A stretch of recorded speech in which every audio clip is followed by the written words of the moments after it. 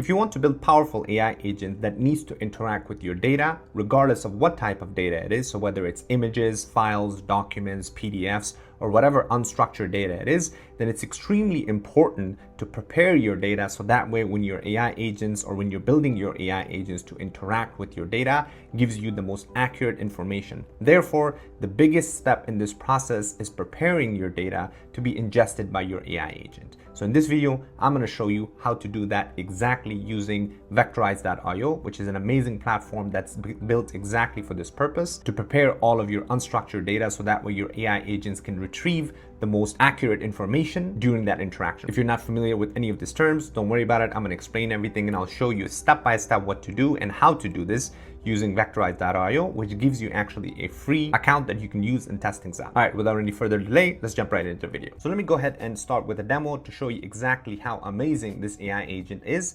And then we're going to go ahead and build this thing step by step. So on the right hand side right here, you can see my Vectorize.io interface. We're going to come back and take a look at this. But on the left hand side, I've created this AI agent that is connected to my Pinecone vector database, which I uploaded all of that data into my Pinecone vector database through this Vectorize.io pipeline, RAG pipeline. And so give you an idea of what these documents or what the data is. So I basically uploaded a bunch of different documents about crypto, so Ethereum, Bitcoin, and a bunch of other stuff. So some of these PDFs are very complex. It has a bunch of charts, it has a bunch of images, it has a lot of text. So this is not just like a simple text PDF, right? And it's not one, there's several of them here, right? So one is, two of them are from Fidelity Digital Assets. So this is a very comprehensive report.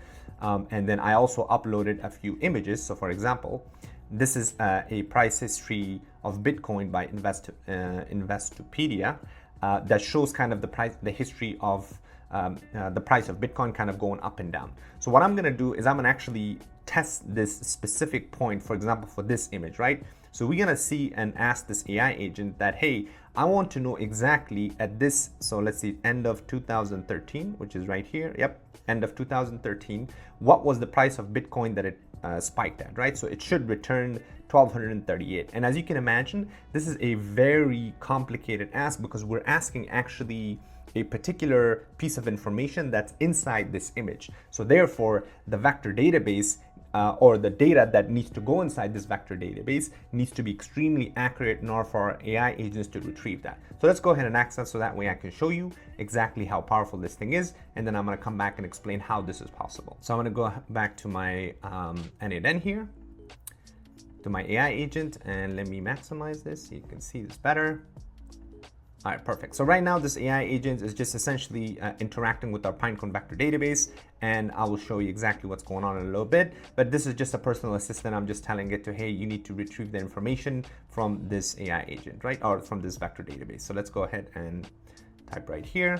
So we need to ask it to, what was the price of Bitcoin at the end of 2013? Or I should ask it, what was the price of Bitcoin that got spiked or something like that at the end of 2013? So there you go. I said, what did the price of Bitcoin spike to at the end of 2013, right? So if I press enter now, so now this should retrieve that information from our Pinecone vector database and use that image. There you go. So at the end of 2013, the price of Bitcoin spiked at approximately $1,238. And if we go back to our image here, that's exactly what that is, right? So now let's go ahead and take a look at inside our logs here.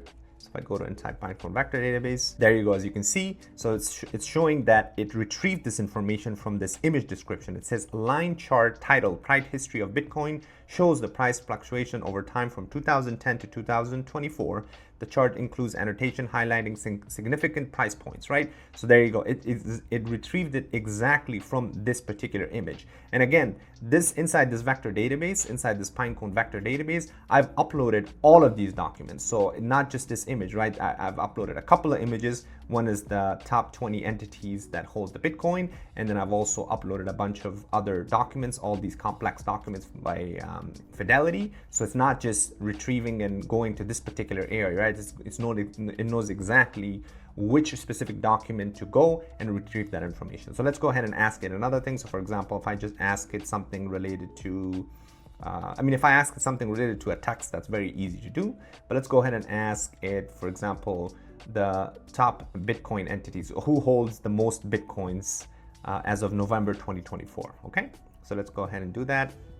Who holds the most Bitcoin as of November 2024?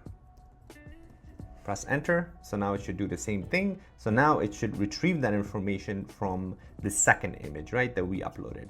This one in particular, right? This is by Riviera or something like that. But anyway, all right, let's take a look at it here. As of November 2024, the entities holding the most Bitcoin are as follows: Coinbase, right? So Coinbase is first, Satoshi Nakamoto is second, and Binance is third, right? So Coinbase holds 2,256,000 Bitcoins. So now let's take a look at this and chart to make sure that's correct. So there you go. Coinbase holds, this is the number one. It says it holds 2,256,000. Perfect. So that's exactly accurate. So now if we go to the logs again, there you go. So now it's same thing. It went to this particular image. It says Bitcoin top 20 entities November 2024, right? It retrieved it from this exact same spot. That's exactly what we needed. So this is the power of ingesting or preparing your data in a very accurate way, so that way your AI agents can retrieve this. Believe me, I've built a bunch of RAGs or agents inside n8n that has access to Pinecone vector database. I've used it. I've used workflows to upload information or our documents inside vector database. And believe me, none of it is as accurate as this particular method that I'm going to show you using Vectorize.io. And the reason why this is so accurate, specifically when it comes to images and complex data, is because it actually uses a very particular vision model, right? So that's why I'm going to show you exactly how to do this, so that way you are preparing your data in a very accurate fashion for your AI agents to seamlessly interact with it and give you the most accurate information. All right, so let's go ahead and get started. I'm going to show you the first step is how to create your RAG or deploy your RAG pipeline, and then afterwards I'm going to go ahead and show you exactly what to do as far as connecting this to your own vector database or to your own AI agents inside of your n8n. All right, so first thing you need to do is you need to come to Vectorize, and I'm going to put the link in the description. Make sure you click through that, so it'll bring you exactly right here. So once you create an account, again, it gives you a free account. You can create a free account that gives you up to 1,500 pages, and that's plenty for you to test things around. So once you're here, you're just going to click on Build RAG Pipeline. All right, so once you click on that, it will bring you right here. So I'm going to explain what these sections are, but just quickly, what RAG stands for is Retrieval Augmented Generation. So what this RAG pipeline, what this means is that you need to be able to figure out ways to put it in very simple terms, obviously, to give it a source, whether that's documents, whether that's scraping your sites, or any other information that you're trying to upload for your AI agents to be able to interact with. So this pipeline just means that preparing your data and uploading it into a vector database, so that way your AI agents can interact with. So that's basically the simplest way to do this. But the first thing we need to do is we need to click on source here, because this is where we need to upload or give our documentation or our data that we're uploading. So once you click on that source, Vectorize already have a bunch of integration with, like, your Google Drives of the world, the Firecrawl, Amazon. So there's a lot of integration here depending on what you're doing. Go ahead and select that. I'm going to actually show you later on in the next few videos how to do this web crawler, because this is very, very powerful as well, where you can actually grab information from website. But for this particular, I'm going to use our Google Drive here. So make sure you're on this left hand side at the bottom, it says Google Drive OAuth. Make sure you click on this, because this is the simplest way to get your Google Drive connected.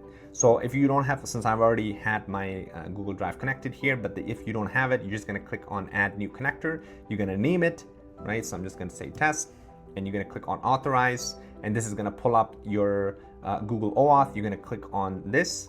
So you're going to click on Continue. Obviously mine already have that, so that's why I said Vectorize already has some access, but I'm just going to click on Continue here. So this will pull up all of that information inside your Google Drive. So this is very important. I would suggest whatever you're trying to do as far as loading documentation, make sure you create a folder first and upload all your information there. So if I double click on this particular folder, this crypto, so all of this stuff that I showed you earlier, all these files, I've already uploaded to my Google Drive. So all you have to do is just basically select all. You're just going to click on select, and this will select all of that, all of those files, and it's going to upload it into your Google Drive here. And since I've already done that, I already did that right here. It says crypto, so I just named it crypto because that's what it's rated for. So yours is going to look something similar to that. So once you click on that folder, it will bring you right here. This file extensions, this is just showing you that these are the different file extensions that are available for you to upload inside your RAG pipeline here. So as you can see, you can do PDFs, documents, PowerPoint, spreadsheets, emails, JSON, CSV files, images, and all sorts of other amazing stuff.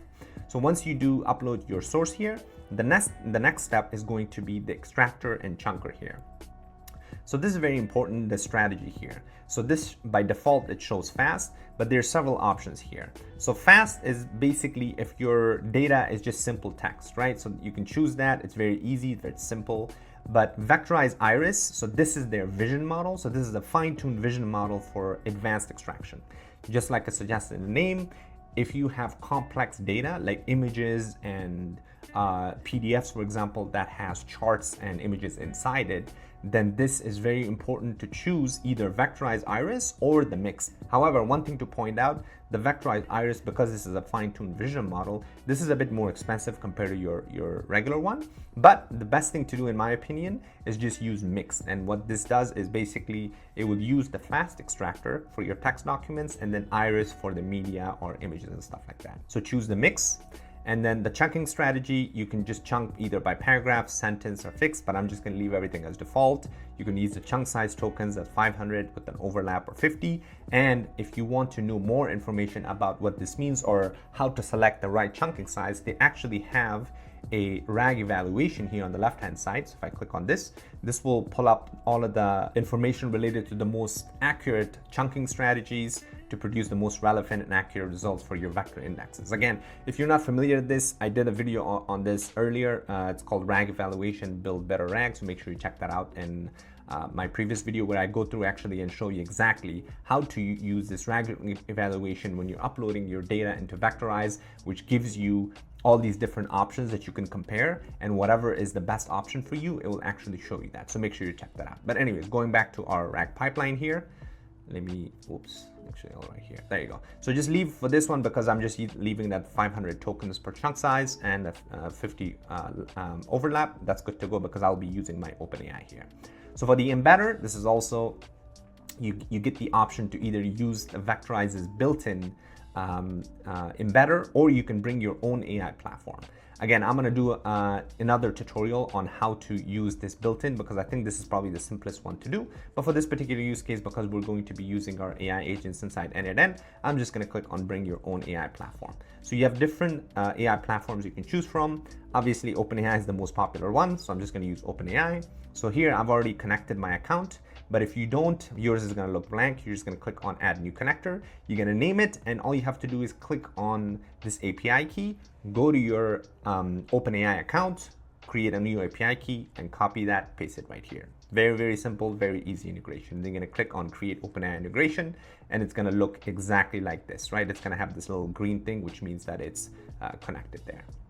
All right, so I'm going to click on this and now this will pull up the embedding model that you're trying to use, right? So there's several, obviously for OpenAI family of embedding models, there's several options here. I'm just gonna choose V3 small. And then now here's where you can choose a vector database here, right? So same thing, if you're using the built-in vector database by Vectorize, you can choose that. Or again, same thing, you can bring your own vector database. And Vectorize already has integration with a bunch of existing vector database like your Pinecones of the world, the Elastic, Supabase, VV8, so these are the most popular ones. I'm going to use my Pinecone, so I'm going to click on Pinecone here. Same thing, if you don't have it connected, you're going to click on add new container. You're going to name it and then also create your API key inside your Pinecone vector database. If I go to my Pinecone here, log in. So here's where you will go ahead and on the left-hand side, click on API key. You're going to copy that. You're going to come back, let me get rid of this, and paste it right here in the bottom, and you will have your Pinecone connected. So it's going to look like this now. Same thing with this little green thing here. Okay. So I'm going to click on Pinecone here. And once you do that, so this is where now you need to enter your index name, right? So how do you do that? You go back to your Pinecone, you come to your indexes, you click on create new index. So name your index. This is very important. Make sure you're selecting the correct embedding model here. So if you're correcting the text embedding 3 small, make sure that matches exactly right here on your embedder that you have selected on your Vectorize, okay? Because otherwise it's gonna throw a conflict. So you're gonna select this you're going to leave everything as it is, and you're just going to click on create index. Since I've already done that, I've named it Vectorize. So what I'm going to do is just select Vectorize. There you go. Namespace, you can leave it as blank. So now once you do this, you're going to essentially deploy this RAG pipeline. I think this is going to create a mess because it's going to re-vectorize everything, but that's fine. I just want to show you exactly what to do or how this thing works. Once you click on deploy RAG, this is going to create a pipeline. This is going to go ahead and do its thing. It's going to process all your documentation, and your index is next time when you come in. Obviously, initially when you create it, this is going to look blank, but after this deployment is complete, then it's going to look exactly like this, meaning that all of this information is now being chunked. And as you can see, mine's already filled in, obviously, because I did it earlier, but yours is going to look, after this deployment is complete, it's going to look exactly like this. So you're going to let this thing finish its process. This is going to take like a couple of minutes, depending on how many documents you're uploading, right? So mine was about 7 different files. So it took a couple of minutes, but if you're doing multiple files, or if there's the pages inside the files is a lot, then this is gonna take a little longer. So there you go. As you can see, total pages 122, total vectors 123. So this is gonna go ahead and populate that. It's gonna finish the population, and then once it's completed, then you can come back and check that out. So on the left-hand side, you'll see the different progress here. All right, perfect. So it looks like everything got completed. On the left-hand side, you can see the integration health here, and you can see the population started, the population completed, and this is all the information that you can see right here. So you can click on overview on the left hand side, and this will show you the different documents that were created. The initial load is what we looked at earlier. The RAG sandbox, this is great because now you can already now interact with your documents right here from the sandbox. So if I move this to the top real quickly, so this is powered by Grok. So you can choose actually which type of large language model you are trying to choose. By default, it's going to select this Llama 3.370B, but you can choose GPT-4o or any other LLM, and you can set the temperatures in top P, but I'm just going to leave it as default, this 3.3 Llama 3.370B. So now let's go ahead and ask the same question inside this RAG pipeline, and then we can go ahead and check it out or test it out again here. So let's go ahead, and I'm just going to copy this, come back here. Actually, I don't know if this is going to work because I re-vectorized this. Actually, copied the answer. So this might throw an error, or it might not give it an accurate, but whatever, let's try it out. So what did the price of Bitcoin spike at the end of 2013, right? So now this will go ahead and there you go, perfect, right? It actually showed you exactly the chunking here. So it says the price of Bitcoin spiked $238 in 2013. Chunk 1, this shows you exactly which chunk it retrieved that information from, so that way you can even further take a look at the different options or the different details that you can have access to from this particular section right here. Anyways, you can see on the left hand side, so these are all the different chunks that it grabbed this information from, and it gives you even the average similarity and the relevancy as well. And you can see it says the Bitcoin price history final 3 blah blah blah, whatever it may be, and this is the image, right? This WEPB is the image of this exact thing right here. So on the top it says Bitcoin's price history final blah blah blah .WPE. So it grabbed the information from this exact image, which is exactly what we wanted, right? So as you can see, this is extremely powerful and way better than what's out there in the market right now. So now if I go ahead and same thing, now go to my AI agent. So I can grab this if I go to my community here, go to classroom section. So this is part of, I've done a deep dive topic on different sections like full stack web apps, voice agents, vector databases. So right here, I'm just basically grabbing this Pinecone template. So if I click on JSON template here, I'm just going to download this. Okay, so I'm a new workflow. I'm going to grab this import from file. And here we go. So now we can go ahead and click on open chat. So what this is doing is, this is just very simple. You have an AI agent that is connected to a chat trigger, and the system messages. You can even get rid of this because by default it says system messages your personal assistant. I'm adding a Pinecone vector database here. So the way to do that, you click on tools, you search for Pinecone, Python vector store, and this you just grab, you select your credentials. If you don't have a credential, you just click on create new credential, and you'll connect it to your vector database, your Pinecone vector database. The operation is going to be retrieve documents as tools for agent. The name, you're gonna just give this thing a name, and then you're gonna say exactly for the model how to use this thing. So in my case, I'm saying use this tool to retrieve information about anything related to crypto, right?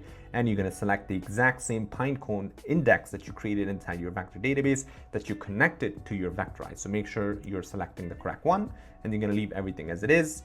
For the embedding model, make sure you're selecting the same exact model inside your Vectorize, and then also inside your Pinecone vector database, which in our case, we use the text embedding 3 small, and then everything else, you're gonna leave the same. The chat model, I'm just using GPT-4o mini, but you can use any other chat model as far as the GPT or the OpenAI family. So let's go ahead and test this thing out. I'm just gonna ask it the same thing. What did the price of Bitcoin spike at the end of 2013? So let's go ahead and ask it the same question. I just wanna see if it works and gives you the same result, and perfect. Looks accurate. Go to vector database, and it's retrieving it from that exact image right there, right? So everything looks like it's working fine. Same thing, make sure you go inside your Vectorize here. You can play around in the RAG sandbox, so that way you can ask it more questions. This is a very, very powerful tool, and most importantly, very easy to navigate, and it has this nice little user interface, so that way you don't have to build anything inside your n8n to upload these documents there.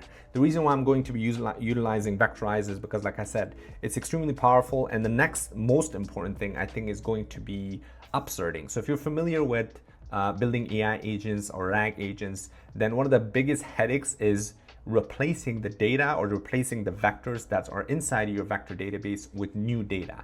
And in our case, if we ever have our Google Drive connected to a vector database that we have already uploaded information or uploaded data, then if something changes, then we need to basically identify the metadata and manually replace it or re-vectorize that exact piece of information that's already sitting inside vector database, because otherwise it gives you inaccurate information. So in the next video, what I'm gonna do is we're gonna utilize this schedule, which is basically a very easy way to kind of set your RAG pipeline and then have a sync schedule that's going to be, whether it's weekly, monthly, or daily, that's going to make sure it's gonna replace and upload the most relevant information inside your vector database, so that way you can easily interact with it in a very accurate and simple manner. But that's coming next, so make sure you like and subscribe, because I've got a bunch of other videos that I'm going to be doing in Vectorize, and which is going to be very powerful, especially if you're building for your clients or for real life projects. Then Vectorize is, I think, the best choice moving forward.